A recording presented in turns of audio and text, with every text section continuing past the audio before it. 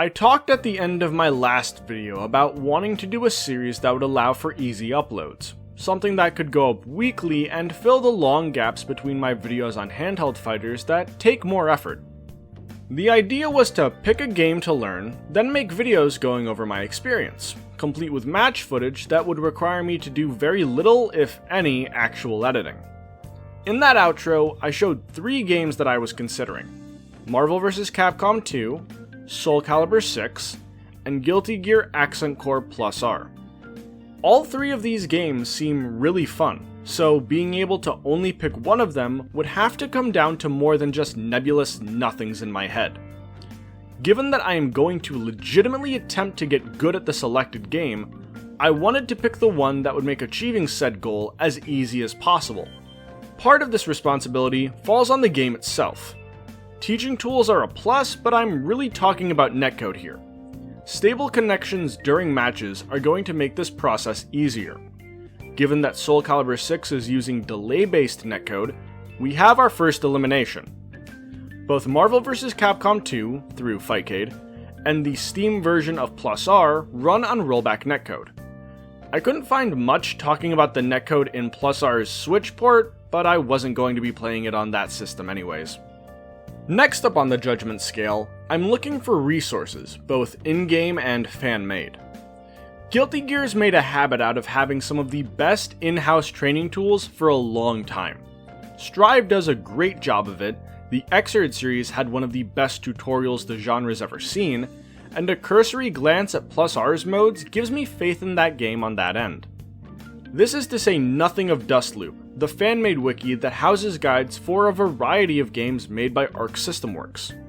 On the other hand, MVC2 is very much a product of its time on both fronts. None of its ports got single-player content beyond the bare minimum, though its arcade mode boss is one of my favorites in the genre.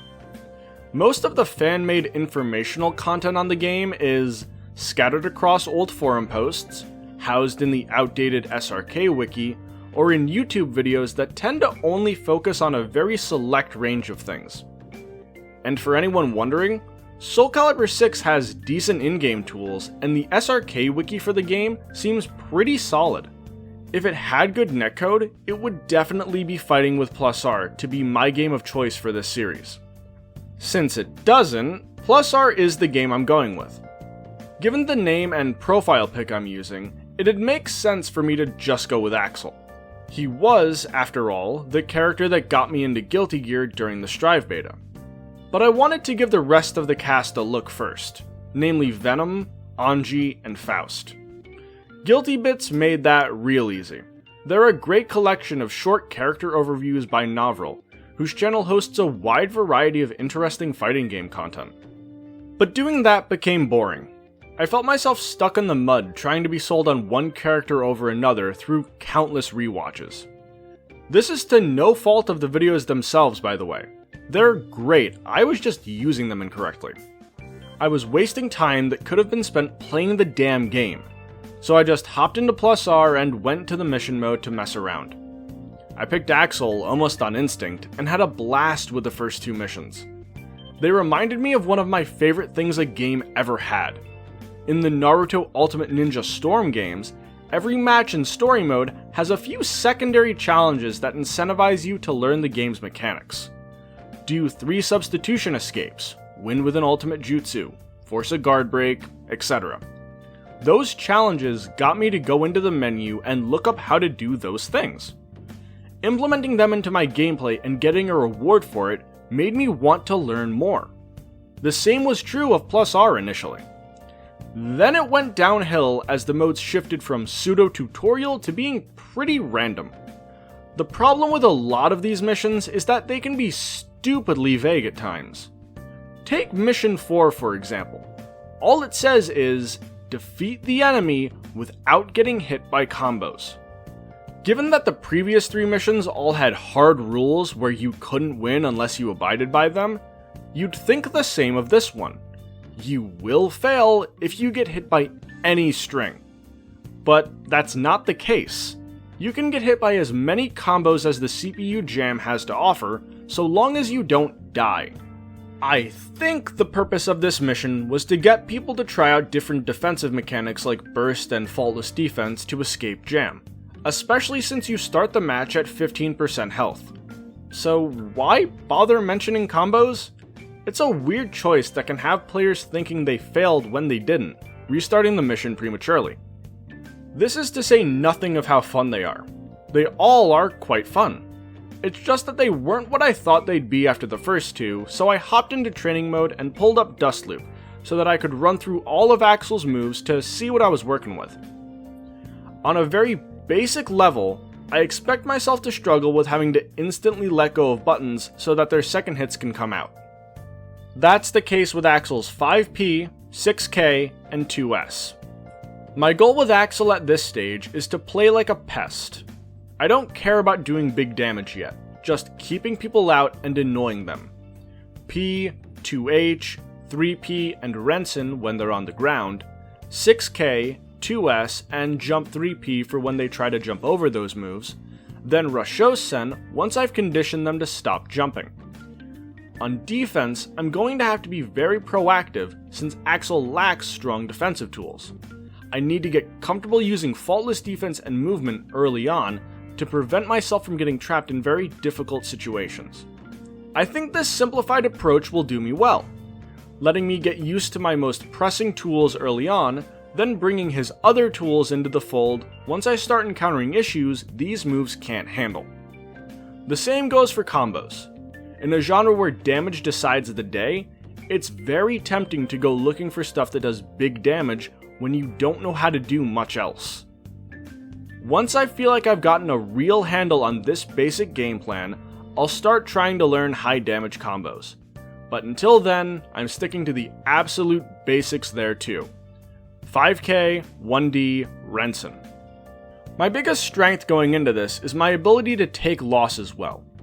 I know I'm not going to be good right out the gate, and I know I'm going to get my ass handed to me by even other beginners. My goal isn't to win individual rounds or matches. Those can be won in the dumbest, most unreplicatable ways that will teach me nothing. My goal at this most beginner level is to have a few good plays per match, escaping pressure with movement, stifling an attempt to get in for a little longer than I probably should have been able to, and learning lessons that'll improve my overall gameplay in the long term. I got to that point by having a very toxic relationship with competitive Pokemon for a few years, despite only playing on ladder. I would take games so seriously, and let crap like that ruin my day because I tied a lot of myself to my ladder standing as a kid. I got so fed up with being unable to enjoy the game that I made myself take a prolonged break from it. I tried to gain perspective on what exactly was preventing me from having fun. In that time, I realized, and I say this in the most loving way possible about all games, that none of this shit fucking matters. These fake internet points mean nothing. What matters is that I enjoy playing these games because games are meant to be fun. If a number gets in the way of that, stop caring about the number. Now we get to the part where you learn that I wrote all of that before going 1-13 when I first hopped online. And even that one win felt a little dubious since it looked like the person I was playing was sandbagging. They whooped me in the first game, then became ridiculously passive in the second game, then went back to whooping me in the third game. I'm just gonna assume that they were being nice to someone they could obviously tell was new to the game, and wanted to give me opportunities to feel things out more. So, cheers to that person. I woke up the next day considering switching to Anji, since I felt like I was playing Axel too much like the zoner he is in Strive, and not the mid-ranger he is in Plus R. Plus, there's a 4-part guide to Anji on YouTube, while one doesn't exist for Axel. But 14 games is nothing. Realizing that, I watched an interview with noted Plus R Axel player Digital Watches, then hopped back into Plus R and managed to not play like total shit. I even won my first set, with my record now standing at 3-17. What I view as my biggest struggle in competitive settings came out during that set. I have a bad habit of just fucking collapsing when games get tight. I'm a terrible closer, and that can be seen in game 2. Both rounds were close, and I played erratic at the ends. On day 3, I went 4-9, bumping my total up to 7-26 across 33 matches.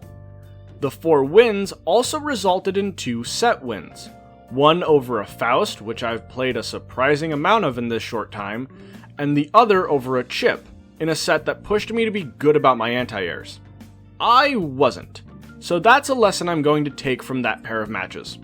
I wish the sole player I played against in the only one-off of the day had stayed on, because it was really fun to play against them.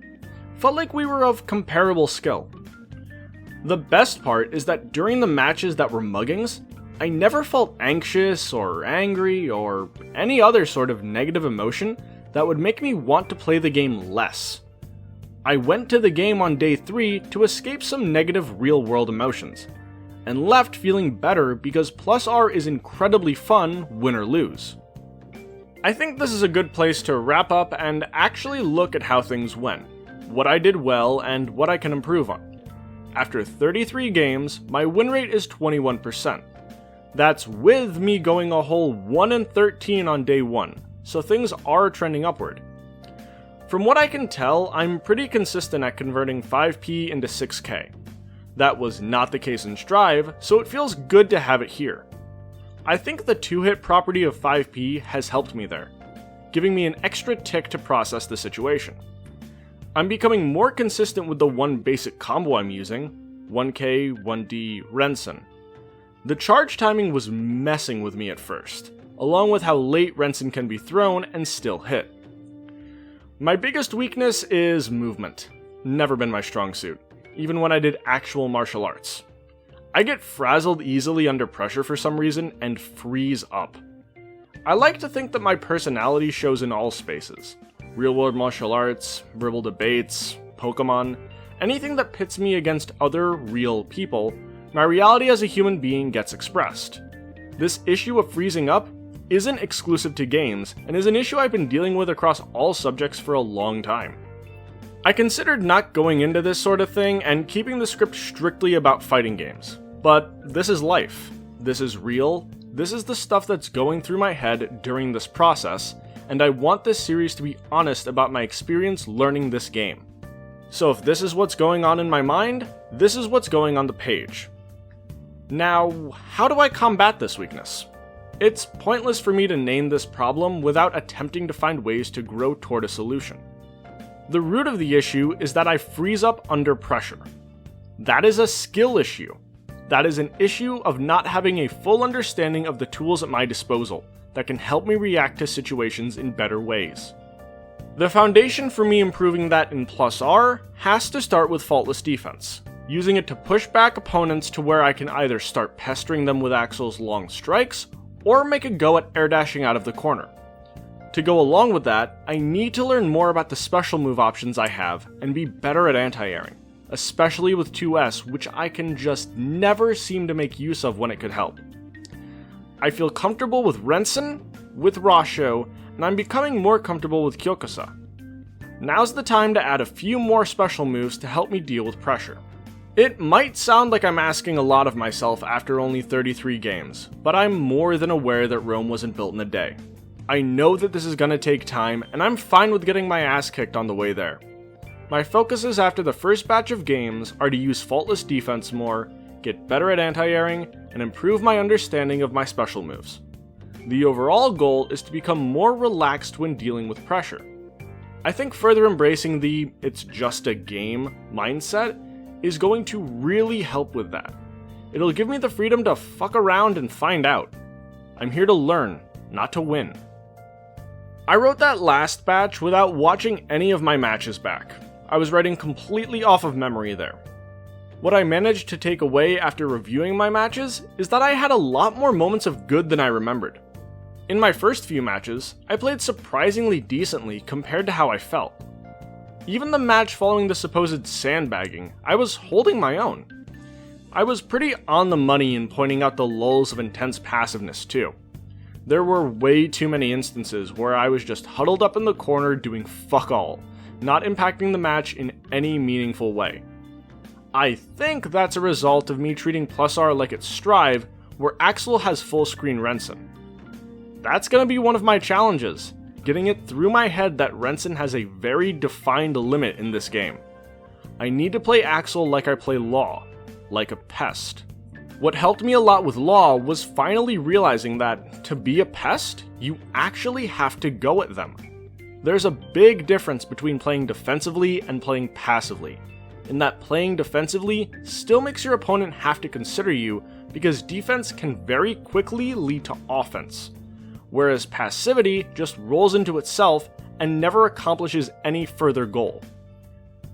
The other issue is one which can only get solved through experience. That being how I didn't understand how certain moves from my opponents operated. Faust's pogo stance was a real big example of that when watching my replays back. I was at my best when I was flowing back and forth from offense to defense, and making real moves at taking my turn back. I need to turn those outlier moments into my default mode of operation.